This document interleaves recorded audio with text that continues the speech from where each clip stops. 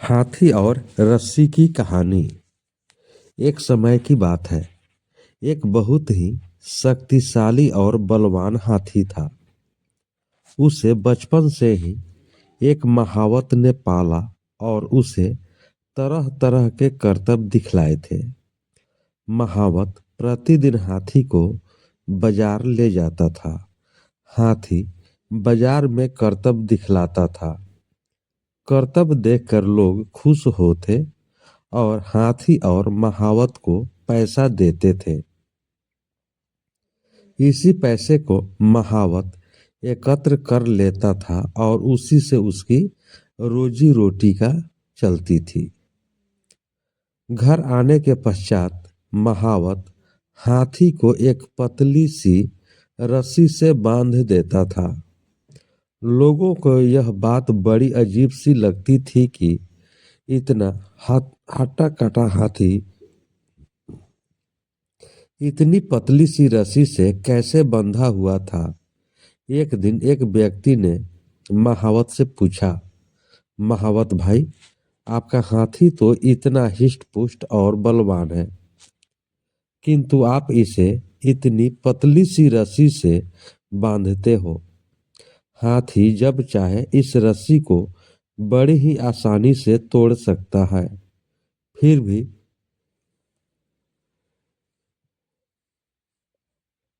वह ऐसा नहीं करता। इसका क्या कारण है? उस व्यक्ति की बात सुनकर महावत बोला, कई साल पहले जब मैं हाथी को जंगल से लेकर आया था, तब हाथी छोटा था। तब मैं इसे इसी तरह की पतली सी रस्सी से बांधा करता था। उस समय हाथी बहुत छोटा था। उसने कई बार इस रस्सी को तोड़ने का प्रयास किया, किंतु बचपन में वह इसे नहीं तोड़ सका। धीरे धीरे उसके मन में यह बात बैठ गई कि वह कभी भी इस रस्सी को नहीं तोड़ पाएगा।